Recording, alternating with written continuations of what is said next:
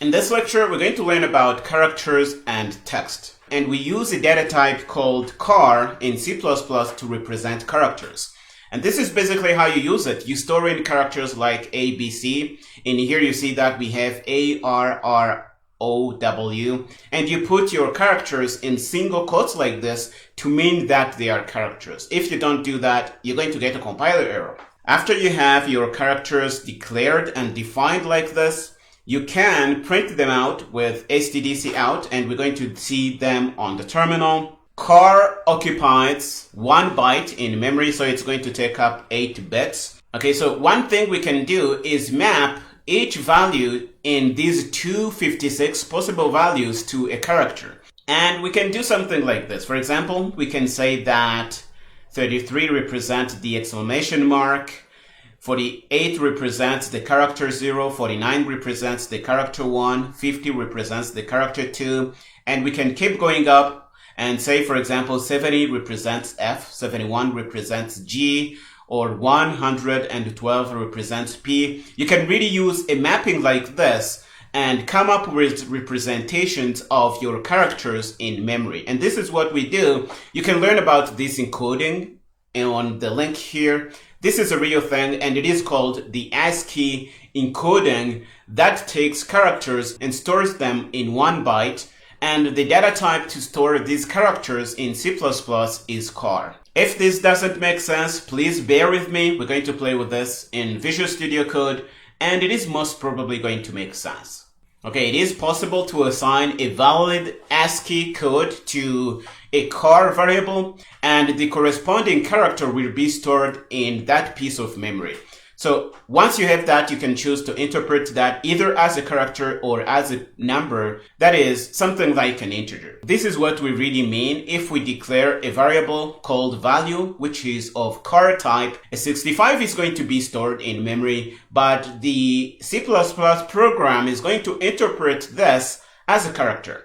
If we go back to our table and see what is represented by 65, this is what we're going to find. We're going to find that 65 represents A.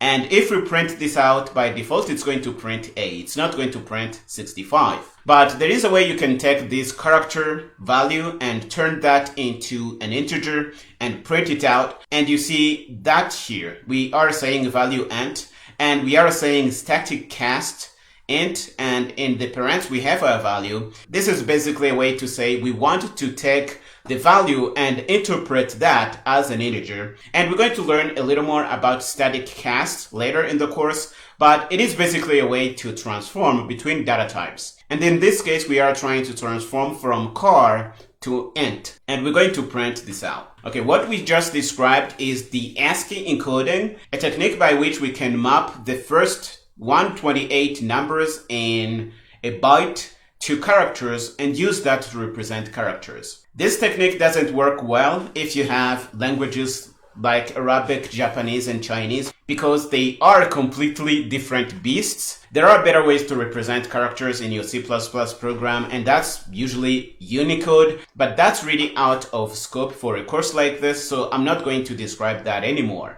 Okay, this is really all we need to learn about characters. We're going to head to Visual Studio Code and play with them. Okay, here I am in my working folder. I am going to go in my template project. I am going to copy things over. I am going to put that in my characters and text project. And I am going to go up and open this up in Visual Studio Code. We're going to close the welcome screen here. We're going to open up main CPP, and we're going to put in the code to play with characters and text. The first thing we can do is declare characters like this. We can put in A, R, R, O, W here, and we're going to see this printed out if we run this program. We are going to put in some code to play with characters. We have a few variables declared that are of char type.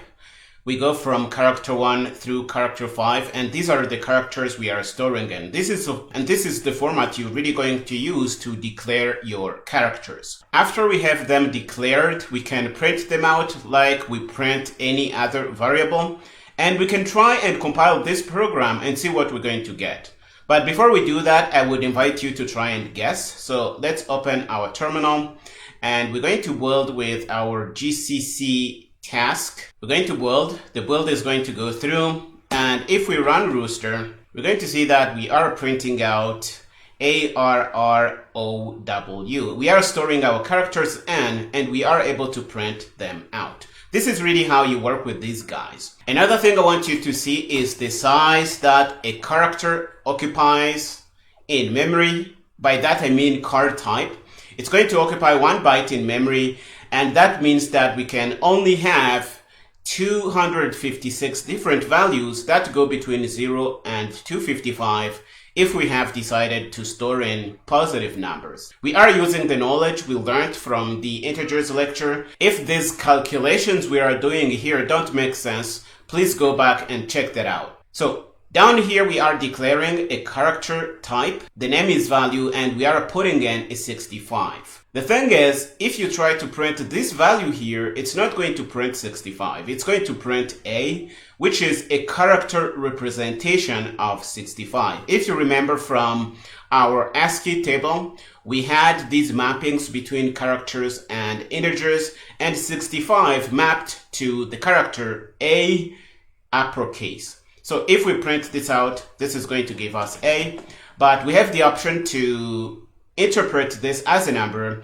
and we can pass this through a static cast, and it is going to take value, turn this into an integer, and we're going to be printing this integer on the console, and we're going to see it.